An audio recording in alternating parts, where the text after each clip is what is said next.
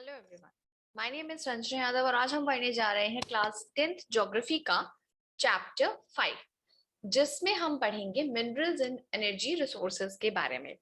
इस वीडियो में in this video हम क्या पढ़ने वाले हैं?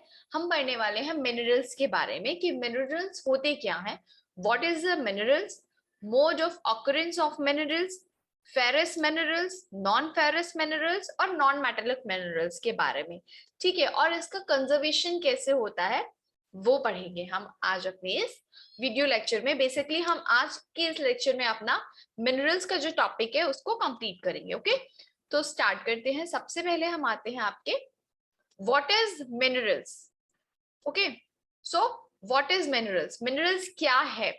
Mineral is defined as a homogeneous naturally occurring substance with a definable internal structure।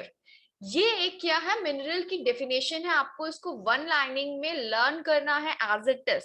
जैसे ही क्वेश्चन आए व्हाट इज मिनरल, आपको लिख देना है कि मिनरल क्या है।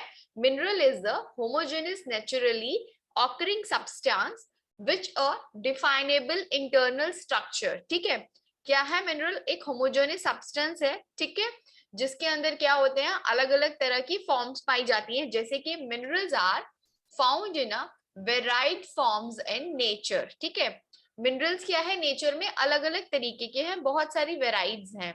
जैसे ranging from the hardest diamond to the softest talc. जैसे कि आप एक मिनरल्स क्या है? हार्ड डायमंड क्या होता है? एक हार्ड है, राइट। तो डायमंड के एक हार्ड स्ट्रक्चर से लेकर के एक सॉफ्ट स्ट्रक्चर, एक पाउडर की फॉर्म में, टाक के फॉर्म में भी है मिनरल्स, उसमें भी मिनरल्स है, राइट। तो rocks are combinations of homogeneous substance called minerals. Rocks के फॉर्म में भी है, रॉक्स में भी क्या होता है आपका?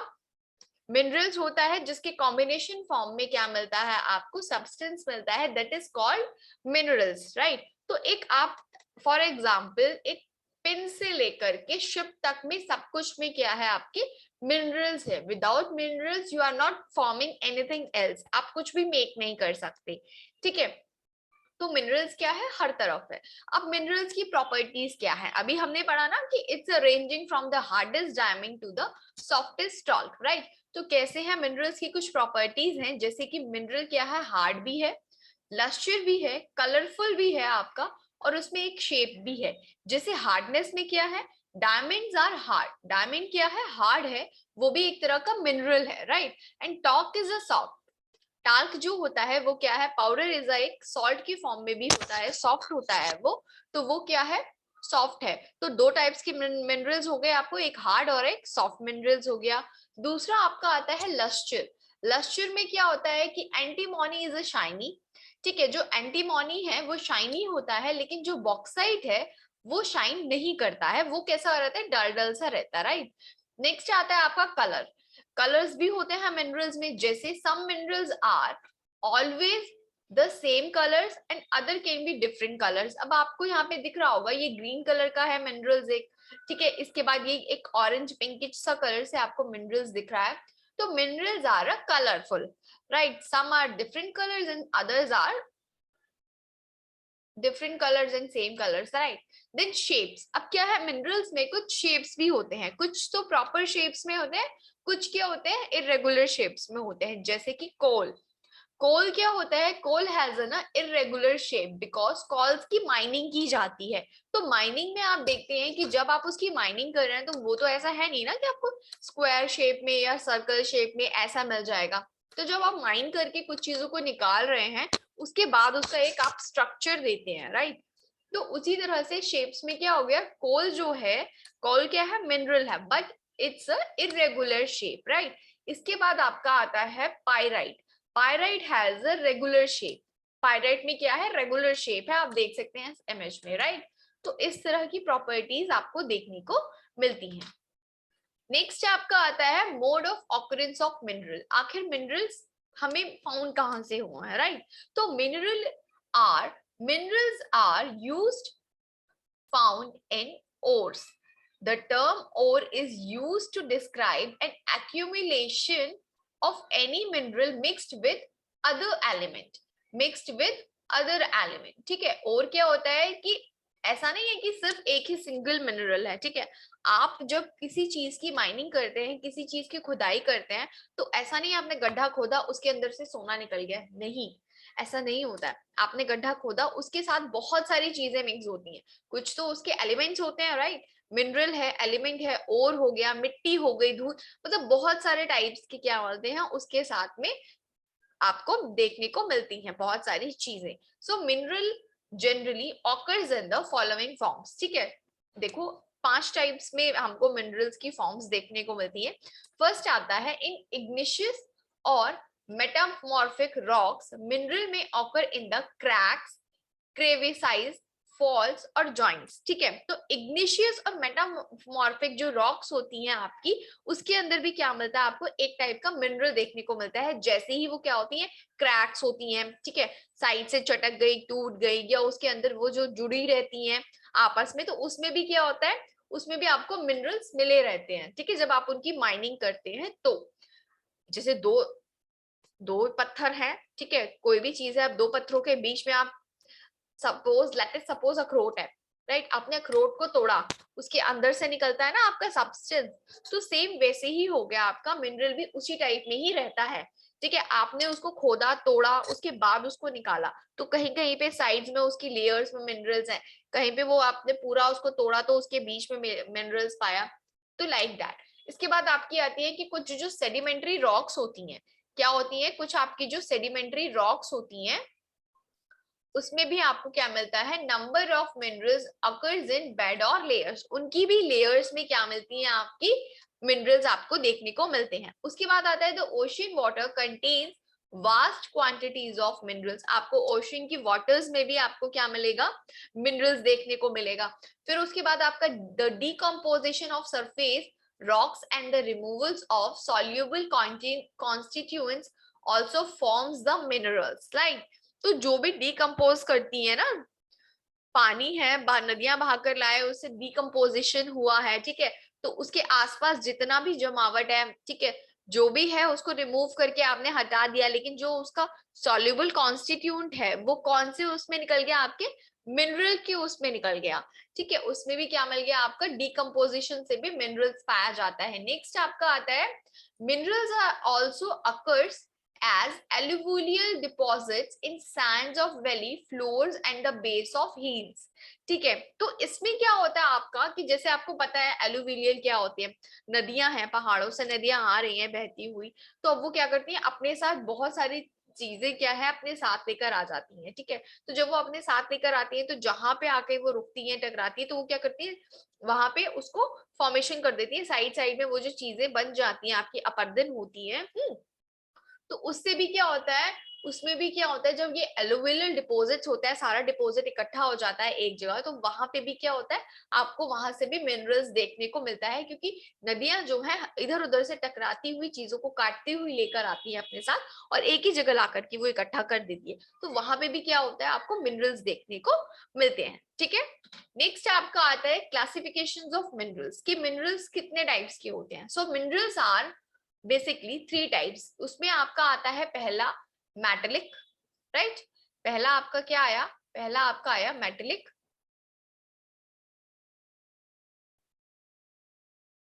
आपका आया मिनरल्स में मेटेलिक, राइट। सो मिनरल्स में आपका metallic, non metallic, energy minerals हो गए आपके। मेटेलिक कितने में डिवाइडेड है, आपके मेटेलिक को हम लोग 3 पार्ट्स में डिवाइड करते हैं, जिसमें आपका आता है ferrous, non ferrous and precious, ठीक है। तो फेरस में क्या आता है, फेरस वो होता है जिसमें आयरन कंटेनिंग होती है, जिसमें आयरन होगा वो क्या हो गया, फेरस हो गया, और जिसमें आयरन नहीं होगा वो क्या हो गया, आपका नॉन फेरस हो गया। इसको ऐसे लर्न करना, ठीक है। तो फेरस कंटेनिंग आयरन, एग्जाम्पल क्या है फेरस मिनरल्स के आपके, जिसमें आयरन और होता है, सबसे ज्यादा मैग्नीशियम होता है, निकेल होता है और कोबाल्ट होता है।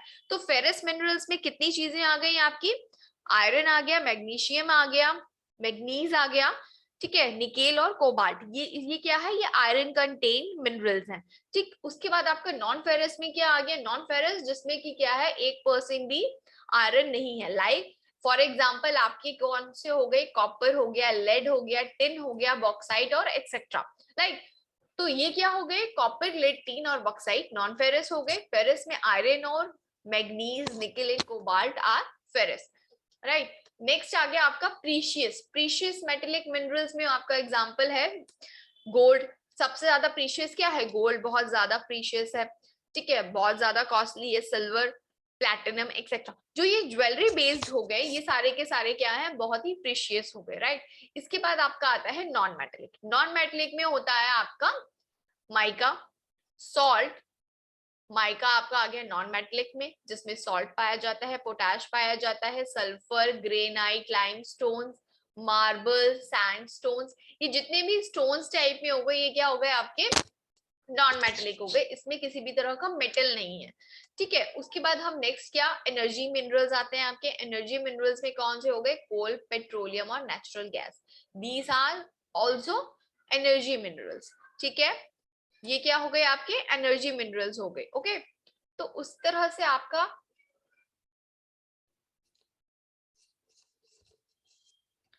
नेक्स्ट आता है आपका फेरस मिनरल, ठीक है। तो फेरस मिनरल्स क्या होते हैं कि ferrous minerals accounts for about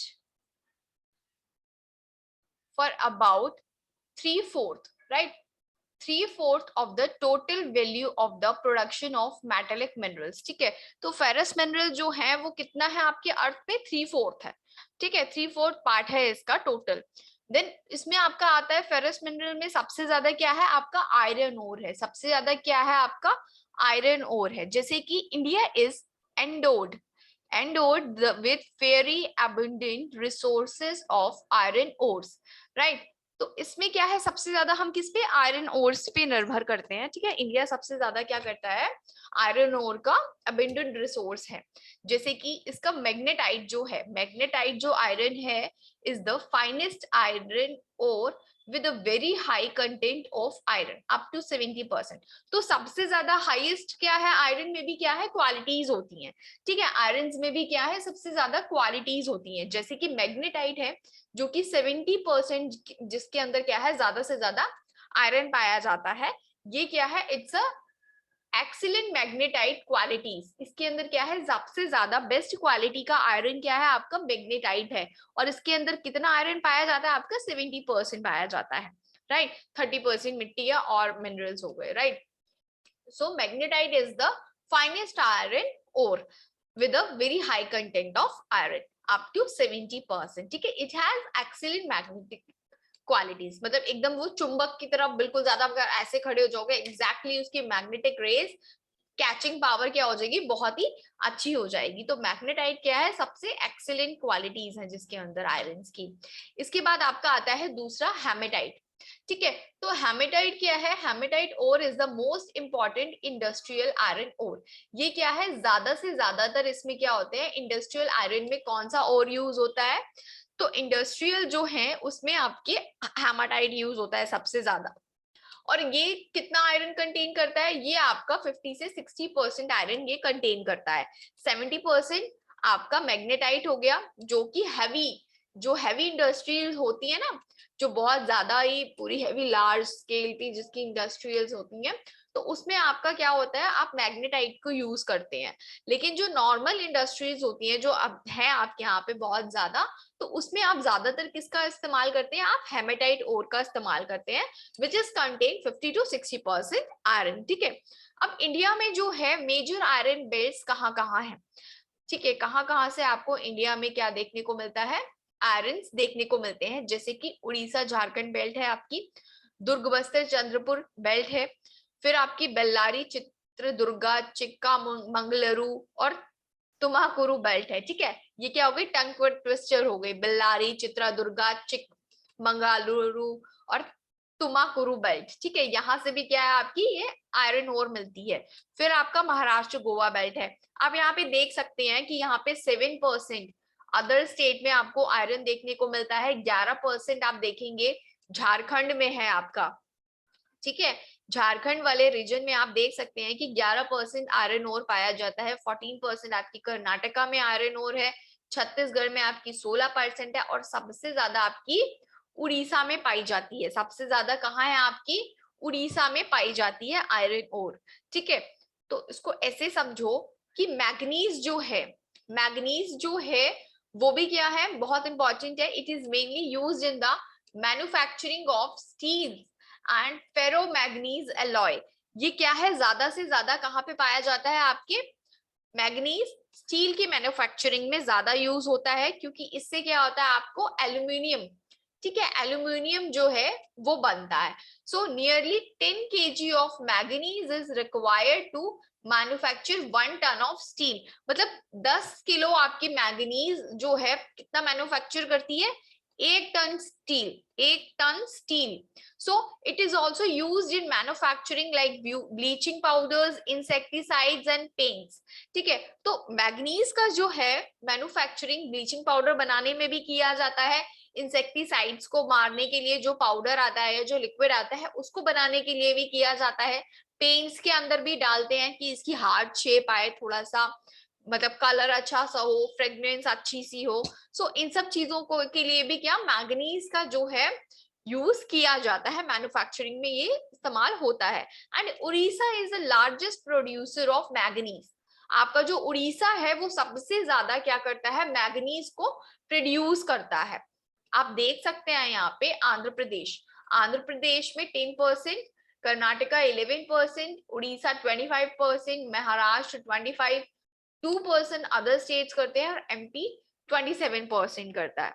ठीक है, सो ये क्या था आपका मैग्नीज था, जो स्टील की जो मैन्युफैक्चरिंग होती है स्टील इंडस्ट्रीज उसको बनाने के लिए यूज किया जाता है उसमें, राइट। अब सबसे पहले हम देखते हैं मेजर आयरन ओर्स जो हैं वो कौन से हैं, मेजर आयरन ओर्स जो हैं वो कौन से हैं। ये क्या है आपका, ये आपका ओर है, ठीक है। मेजर आयरन ओर जो है वो आपके कौन कौन से हैं, राइट। सो सबसे पहले हमने अभी देखी थी कौन सी थी, उड़ीसा और झारखंड बेल्ट थी, ठीक है। तो हेमेटाइट ओर फाउंड इन बादाम पहाड़, गोवा एंड नोआ मुंडी।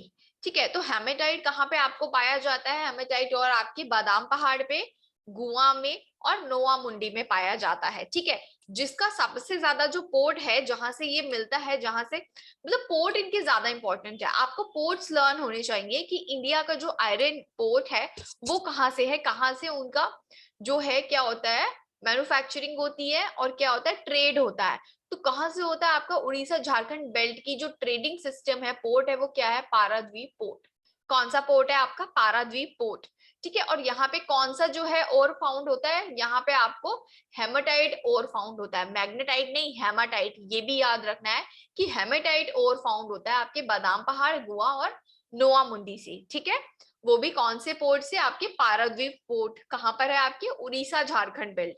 कौन सी बेल्ट आपकी, उड़ीसा झारखंड बेल्ट। उसके बाद आपकी नेक्स्ट बेल्ट आती है दुर्ग बस्तर चंद्रपुर, दुर्ग बस्तर चंद्रपुर। तो ये कहाँ पे है बेसिकली आपका, ये आपका छत्तीसगढ़ और महाराष्ट्र के उसमें एरिया में आती है। यहाँ पे भी हेमाटाइट और ही फाउंड होता है, हेमाटाइट और found in Bailadila range of Bastar district. कौन सी श्रृंखला से आपकी, कौन सी उससे, बेलाडीला जो रेंज है आपकी वहां से कौन से डिस्ट्रिक्ट में, बस्तर डिस्ट्रिक्ट में पाया जाता है आपका हेमाटाइट और, जो कि क्या छत्तीसगढ़ में है बेसिकली वहां पे। ठीक है, तो इसका जो एरिया, इसका जो पोर्ट है वो कौन सा है आपका, इसका पोर्ट आपका आता है विशाखापट्टनम पोर्ट। यानी कि दुर्ग बस्तर चंद्रपुर का जो ट्रेडिंग सिस्टम है और का, वो कहाँ से होता है, किस पोर्ट से होता है, वो होता है आपके विशाखापट्टनम पोर्ट से। नेक्स्ट आपकी बेल्ट आती है बेल्लारी, चित्रदुर्गा और चिकमंगलूर, तुमकुर। ठीक है, ये क्या है, ये भी एक बेल्ट है साउथ इंडिया की, जो कि कहाँ पर है आपकी, कौन सी माइंस है आपकी, कुद्रेमुख माइंस। कहाँ से है ये आपकी, कुद्रेमुख माइंस है, जहां पे 100% एक्सपोर्ट किया जाता है, 100% आयरन क्या किया जाता है, एक्सपोर्ट किया जाता है। कौन से पोर्ट से, आपके मैंगलोर पोर्ट से। और ये किसके द्वारा किया जाता है, थ्रू पाइपलाइंस के द्वारा। वहां से क्या, मैंगलोर से क्या पाइपलाइंस जाती हैं, उनसे क्या होता है, वहां से क्या की जाती है आपकी आयरन का एक्सपोर्ट किया जाता है। ठीक है, नेक्स्ट आपका आता है महाराष्ट्र गोवा बेल्ट। तो महाराष्ट्र गोवा बेल्ट में क्या है आपकी, गोवा जो कि कहाँ पे आपकी रत्नागिरी डिस्ट्रिक्ट जो महाराष्ट्र में पड़ता है, यहाँ से क्या होती है आपकी आयरन ओर है, ये भी आयरन ओर है, मेन आयरन ओर है महाराष्ट्र और गोवा का। तो इसका जो ट्रेडिंग है ये कहाँ से होता है आपके, कौन से पोर्ट से होता है, ये आपके होता है मरमागांव पोर्ट से।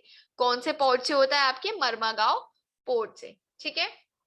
नेक्स्ट आप देख सकते हैं, देखो मैं आपको इमेज में दिखाती हूँ, आप ये देखिए कि ये क्या है, ये आयरन ओर्स आ गए आपके, ठीक है। आयरन ओर ये जो आपको रेड ट्राइंगल्स में देख रहा है, ये माइनिंग दिख रही है ना, ये जैसे ये रहा दुर्ग, बस्तर, बिलासपुर, आपका बिलासपुर में क्या हो गया आपका बॉक्साइट हो गया, चंद्रपुर आपका आ गया, ठीक है, बेलाडीला आ गया, अभी हमने पढ़ा था, बेल्लारी आ गया, चित्रदुर्गा आ गया, गोवा आ गया, रत्नागिरी आ गया, ये सारी की सारी क्या हो गई, अभी हमने ये देखे थे ना, ये क्या है आयरन ओर्स हो गए, ठीक है। अब आयरन ओर्स का एक्सपोर्टिंग पोर्ट कहाँ कहाँ पर है, आप ये देखो, ये रहा पाराद्वीप आ गया, विशाखापट्टनम आ गया, ठीक है। उसके बाद ये रहा मरमा गांव आ गया, मंगलुरु आ गया, ये क्या हो गए इसके पोर्ट्स हो गए।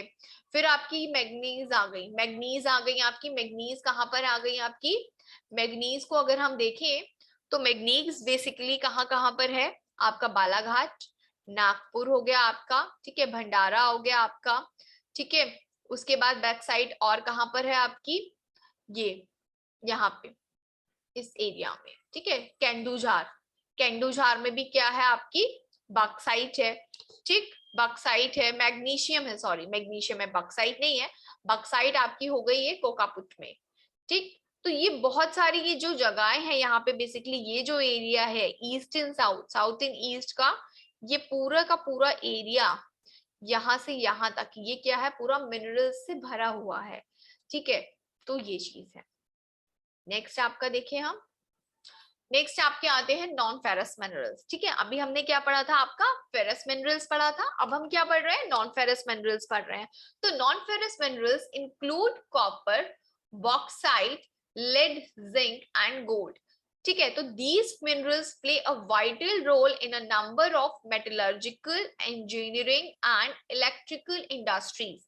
तो ये जो है नॉन फेरस, ये क्या करते हैं, मेटलर्जिकल डिपार्टमेंट में जितना भी है मेटलर्जी इससे बनती है, इंजीनियरिंग पूरा जिससे भी ये वर्क होता है, ठीक है, वो होता है, इलेक्ट्रिकल इंडस्ट्रीज जो है उसमें होता है, क्योंकि ये क्या होते हैं, बहुत ही आप ये देख सकते हैं नॉन फेरस मेटल कौन कौन से होते हैं, कॉपर्स हो गए, ब्रास हो गया, एल्यूमिनियम हो गया, टंगस्टन हो गया, लेड हो गया, ये क्या है, ये आपकी नॉन फेरस मेटल्स हैं। इनको हम इलेक्ट्रिकल जो इंडस्ट्रीज हैं इसमें बहुत ज्यादा यूज करते हैं, इंजीनियरिंग रिसोर्सेज में इसको बहुत ज्यादा यूज किया जाता है, मेटलर्जी में बहुत ज्यादा यूज होते हैं। जैसे कि सबसे पहले आपका कॉपर आता है, सबसे पहले आपका कॉपर आता है, कॉपर क्या है, बहुत ही सॉफ्ट है, ठीक है। तो उसकी हम शीट बना सकते हैं, तारे बना सकते हैं, वायर्स बना सकते हैं। तो पतली होने के हिसाब से उसकी जो मेलेबल है और डक्टाइल होती है ना, कंडक्टिविटी, वो बहुत ही अच्छी होती है। जैसे कॉपर क्या है, एक malleable, ductile and a good conductor of a heat and electricity. तो जितना पतला होगा उतनी ज्यादा हम उसको अच्छे से राउंड कर सकते हैं, शेप्स बना सकते हैं, और ये क्या है, गुड कंडक्टर ऑफ सोर्स है इलेक्ट्रिसिटी और हीट का। तो उतनी ही आसानी से क्या है, हीट ट्रांसफर होती है, जनरेट होती है, ठीक है। Mainly used in electrical cables, electronics and the chemical industries. इसमें आपका क्या यूज होता है, आपका कॉपर यूज होता है, क्योंकि इससे क्या बन जाती है, शीट्स बन जाती है, वायर्स बन जाती हैं, प्लेट्स बन जाती हैं। तो ये क्या है, बहुत ही अच्छा सोर्स है। अब ये कहाँ पाया जाता है, तो the Balaghat mines in MP Madhya Pradesh और Khetri mines in Rajasthan and the Singhbhum district of Jharkhand are leading producers of copper. तो अब जो कॉपर है वो कहाँ कहाँ पाया जाता है आपका, बालाघाट माइंस कहाँ पर, मध्य प्रदेश में, खेतड़ी माइंस आपकी राजस्थान में, और सिंहभूम डिस्ट्रिक्ट झारखंड में।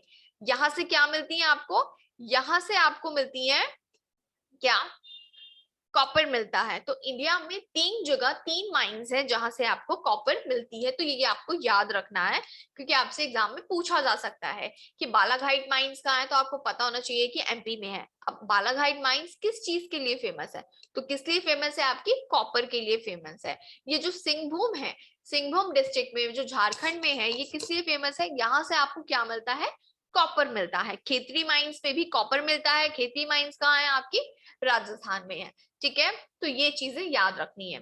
नेक्स्ट आपका आ गया बॉक्साइट। नेक्स्ट आपका आ गया बॉक्साइट, राइट। तो bauxite deposit are form by the decomposition of a wide variety of rocks rich in aluminium silicates, ठीक है। तो बॉक्साइट कैसे बनता है आपका, बॉक्साइट किससे बनता है, एक बहुत ही ज्यादा वाइड वेराइटी के जो रॉक होते हैं जिनके अंदर एल्यूमिनियम क्या होता है, बहुत ज्यादा होता है, उससे बनता है बॉक्साइट आपका। जैसे कि बॉक्साइट है, फिर उसमें आया एल्यूमिना, उससे बना क्या एल्यूमिनियम, उससे बना क्या aluminium.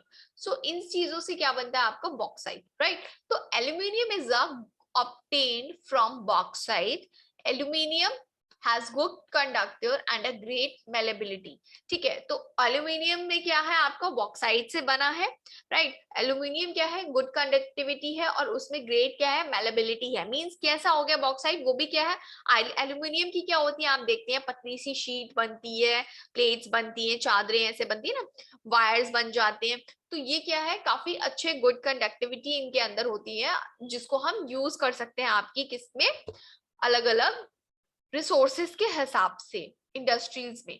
Deposits are mainly found in the Amarkantak plateau, Maikal hills and the plateau region of Bilaspur Katni, ठीक है। तो अब ये कहाँ पे मिलते हैं आपके, अब ये कहाँ पे पाई जाती हैं, बेसिकली आपकी अमरकंटक प्लेटू कहाँ पे हो गया आपका, महाराष्ट्र में, महाराष्ट्र में।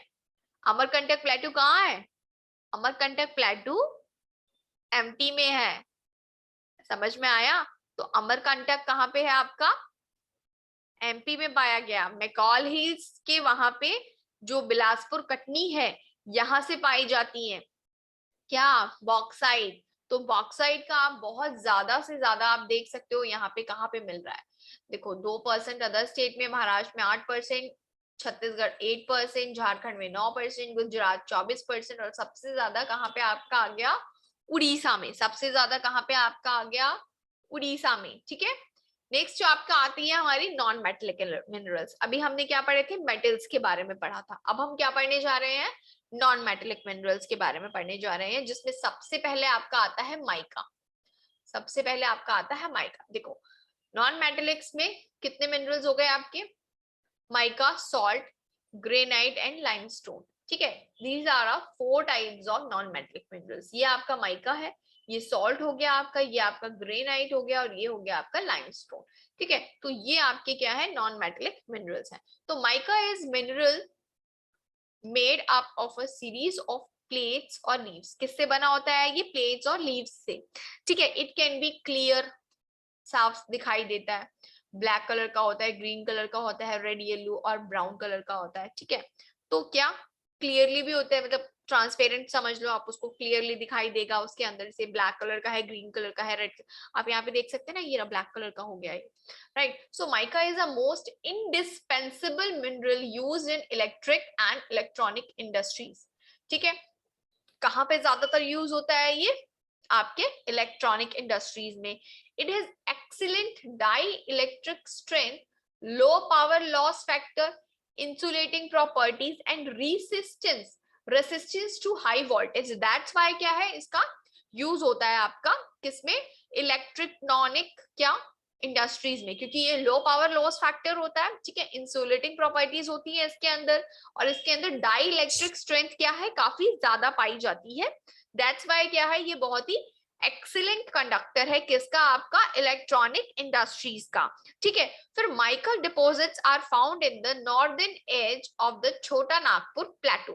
तो माइका के डिपॉजिट्स हमें कहाँ देखने को मिलते हैं, आपके नॉर्दर्न साइड पे, नॉर्दर्न इंडिया पे जो छोटा नागपुर का पठार है, वहां पे हमें क्या माइका देखने को मिलता है, वहां से माइका ज्यादा पाए जाते हैं, ठीक है। नेक्स्ट इसके बाद आपका आता है रॉक मिनरल्स, ठीक है। अब यहाँ पे आप पहले ये देखिए कि रॉक मिनरल्स कितने टाइप्स के होते हैं। देखो रॉक्स हो गए आपकी, इग्निशियस रॉक हो गई, जिसके अंदर आपका ऑब्सिडियन आ गया, ग्रेनाइट आ गया, बेसाल्ट आ गया, प्यूमाइस आ गया एंड गैब्रो आ गया, ठीक है। तो ये क्या है, आपके इग्निशियस रॉक के एग्जांपल्स हैं। फिर आपकी आती है सेडिमेंट्री रॉक। सेडिमेंट्री रॉक्स में आ गया आपका सैंडस्टोन, ब्रीशिया, लाइमस्टोन, कॉन्ग्लोमेराट एंड शैल, ठीक है। तो ये क्या हो गई, आपकी सेडिमेंट्री रॉक्स हो गई। इसके बाद आपके आ गए मेटामॉर्फिक्स। मेटामॉर्फिक रॉक में आ गया आपका शिस्ट, स्लेट, मार्बल, क्वार्ट्जाइट एंड जिनिस, ठीक। तो ये क्या हो गई आपकी मेटामॉर्फिक रॉक्स हो गई। तो इनको आपको याद रखना है रॉक्स में कि इग्निशियस रॉक में कौन से टाइप के रॉक्स थे, सेडिमेंट्री रॉक कौन से थे, मेटामॉर्फिक रॉक कौन से थे।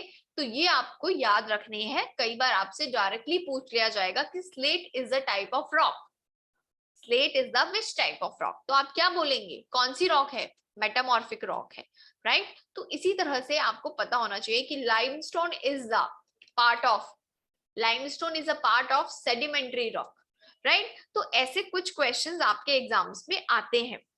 नेक्स्ट आपके जैसे मिनरल्स है, मिनरल्स कितने हो गए आपके, क्वार्ट्जाइट मिनरल है, टॉक मिनरल है, magnetite, haematite, feldspar, gold, diamond, silver, copper and mica, these are known as minerals.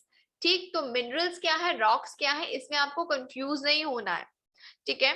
So rock minerals क्या है, सबसे पहले हम देखते हैं कि limestone is a found in a rock. Limestone किस में फाउंड होता है, आपके रॉक में फाउंड होता है, और वो कंपोज्ड होता है आपके कैल्शियम कार्बोनेट से। क्या होता है उसके अंदर, कैल्शियम और कार्बोनेट का बना हुआ होता है, और कैल्शियम एक मैग्नीशियम कार्बोनेट्स भी उसके अंदर पाए जाते हैं।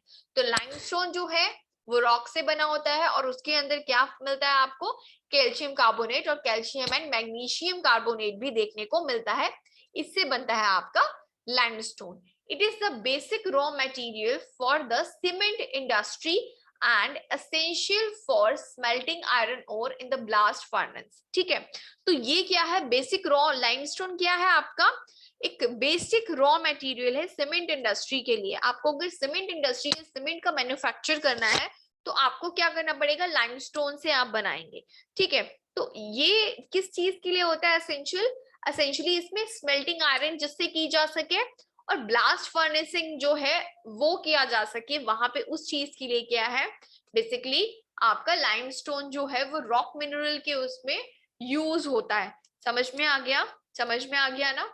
नेक्स्ट आपका कंजर्वेशन ऑफ मिनरल्स बहुत जरूरी है। जितना ज्यादा हम तेजी से मिनरल्स को इस्तेमाल कर रहे हैं उतनी ज्यादा तेजी से मिनरल्स बढ़ नहीं रहे हैं, बन नहीं रहे हैं। मिनरल्स को बनने में हजारों साल लगते हैं, तब जाके एक छोटा सा मिनरल बनता है, और हमें उसे खत्म करने में हजारों नहीं 10 दिन भी नहीं लगते, ठीक है ना। तो इसीलिए हमें क्या कंजर्वेशन करना चाहिए मिनरल्स का, क्योंकि हम क्या है उस पर डिपेंड हैं। जैसे एक छोटी सी पिन से लेकर के शिप तक में क्या है, बनाने के लिए हमें मिनरल्स की जरूरत है। Without minerals you are not forming anything else, survive नहीं कर सकते आप अपनी लाइफ में। पेट्रोल खत्म हो जाएगा तो कैसे चलोगे, है ना। उसी वजह से क्या हो रहा है, जियोथर्मल पावर्स का यूज हो रहा है, इलेक्ट्रिक जो है आपकी व्हीकल्स आ रही हैं सारी की सारी, है ना। सोलर लाइट्स लगाया जा रहा है कि ज्यादा से ज्यादा बिजली बचाओ, ज्यादा से ज्यादा चीजें यूज करो। तो इसी तरह से हमें क्या करना चाहिए, मिनरल्स का कंजर्वेशन करना चाहिए। अदरवाइज अगर हम अभी उसको क्या करेंगे, उसको खत्म कर देंगे, उसको यूज कर करके, तो आगे की जो हमारी जनरेशन है उनके लिए कुछ नहीं बचेगा, उनके लिए कुछ नहीं बचेगा। तो दैट्स वाई हमें मिनरल्स का कंजर्वेशन जरूरी है। क्यों जरूरी है, और उसके क्या मतलब नुकसान क्या है, एडवांटेज एंड डिसएडवांटेजेस क्या है, सबसे ज्यादा इसको किस मतलब सबसे ज्यादा कौन किसको डिसएडवांटेज होता है मिनरल्स का, ठीक है। तो जब मिनरल्स की माइनिंग होती है, ठीक है, तो जितने भी माइनर्स होते हैं उनको बहुत ज्यादा भाई नुकसान पहुंचता है। अब वो जमीन के अंदर पूरा घुस के जा रहे हैं, ठीक है, वहां पे अलग अलग तरह की पता नहीं वो सॉइल से जो मिट्टियां निकल रही हैं पूरा वो इनहेल कर रहे हैं, ठीक है। वहां पे मशीनें लगी हुई हैं तो उनसे कुछ गैसेस निकल रही हैं, वो सारी चीजें वो इनहेल कर रहे हैं। तो उससे क्या हो रहा है, उससे उनको क्या है, अलग अलग तरह की बीमारियां लग रही हैं। स्पेशली क्या, आपकी सांस लेने में प्रॉब्लम हो गया, आपका लीवर में किडनी में प्रॉब्लम हो गया है, इस तरह की जो इनहेलिंग आप डर्ट इनहेल करेंगे तो उससे आपको प्रॉब्लम होगा, राइट। और फिर दूसरी चीज ये कि अगर आप मान लो कोई माइनिंग कर रहे हो, सपोज आपने गड्ढा खोदा, आप अंदर गए, ठीक है, आपने रैट माइनिंग की, राइट। तो अब ऊपर से बाई चांस जमीन धस गई अंदर, ऊपर से जमीन धस गई तो सारे नीचे के नीचे जितने भी माइनर्स हैं वो तो मर गए ना। तो ये क्या है, ये बहुत ही ज्यादा रिस्की काम है, बहुत ही ज्यादा रिस्की काम है। तो इससे क्या है कि काफी नुकसान भी होता है हमें, ठीक है, हमें मिनरल्स मिल रहे हैं, लेकिन अब जो कंपनी का मालिक है तो वो खुद तो गड्ढा खोदने जाएगा नहीं ना, वो तो ये माइनर से काम करवा रहा है, खुद तो वो बैठा हुआ है, ठीक है। तो ये चीजें बहुत ही ज्यादा क्या है, नुकसान वाली हैं, ठीक। दूसरी चीज ये कि आपने किया, आपने मिनरल्स को खोदा, लेकिन उसके बाद जो जितना भी डिकम्पोज हुआ वेस्ट जो वो सारा का सारा आपने क्या किया, नदी में बहा दिया, इधर उधर फेंक दिया। तो उससे भी क्या है, उससे भी क्या फैल रहा है, आपका पॉल्यूशन फैल रहा है। ठीक है, वही आप पानी पी रहे हैं, सब कुछ हो रहा है, तो उससे भी क्या प्रॉब्लम्स हो रही हैं। ठीक है, तो इस तरह की चीजें बहुत ही ज्यादा क्या है, अच्छी नहीं होती हैं एनवायरमेंट के लिए। So minerals are a non renewable resource, आप इसको दोबारा से नहीं रिन्यू कर सकते। ठीक, it takes thousands of years for the formation and the concentration of the minerals. हजारों साल लगते हैं इसको बनने में। Continued extraction of ores led to the depletion of minerals, बहुत ज्यादा ही हम उसका एक्सट्रैक्शन कर रहे हैं, तो वो क्या हो रहा है, मिनरल उससे डिप्लीट हो जाएंगे, खत्म हो जाएंगे आगे चलकर धीरे धीरे। so it's important to take the necessary steps so that mineral resources can be used in a planned and a sustainable manner।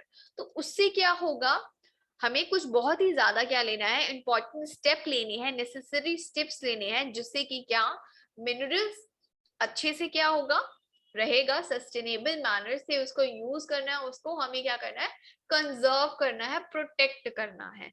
Right, अब सपोज दैट आप ये सोचो, क्योंकि जितना से ज्यादा ये देखो, जितनी ज्यादा चीजें खत्म होंगी, ठीक, तो उतनी ज्यादा क्या महंगाई बढ़ेगी, उतना ज्यादा महंगा होगा। अब कोई चीज बहुत ज्यादा मतलब भरी पड़ी है, ठीक, तो वो क्या है, सस्ती बिकेगी, भाई जल्दी से बेचो, खत्म हो, ठीक है। लेकिन अगर कोई चीज पहले से ही कम है और उसकी डिमांड ज्यादा है, डिमांड ज्यादा है, तो क्या होगा, प्राइस हाई होगा ना। तो प्राइस हाई होगा, तो उससे क्या है, नुकसान है आपका, उससे क्या है, नुकसान है ये।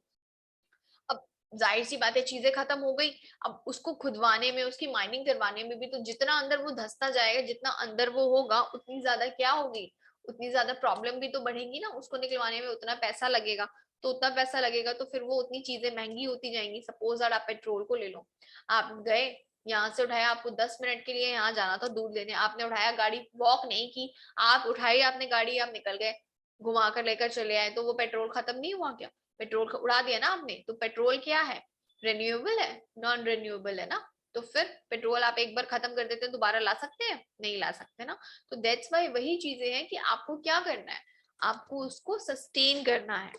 कैसे, कंजर्वेशन मिनरल्स कैसे होगा, use minerals in a planned and sustainable manners, technology should be developed. ठीक है, जिससे कि क्या करें हम, अब आज के टाइम में टेक्नोलॉजी बहुत डेवलप हो गई है ना, बट फिर भी हम इसको यूज तो करते ही है ना। सो क्या करनी है आपको, तीन चीजें करनी है, उसका रिसाइकिल करना है, रीयूज करना है, रिड्यूस करना है। So reduce, recycle and reuse, right. ऐसे आपको क्या करना है, मिनरल्स को कंजर्व करना है। So thank you so much, next video में मिलते हैं अपने एनर्जी रिसोर्सेज के साथ। Thanks for watching.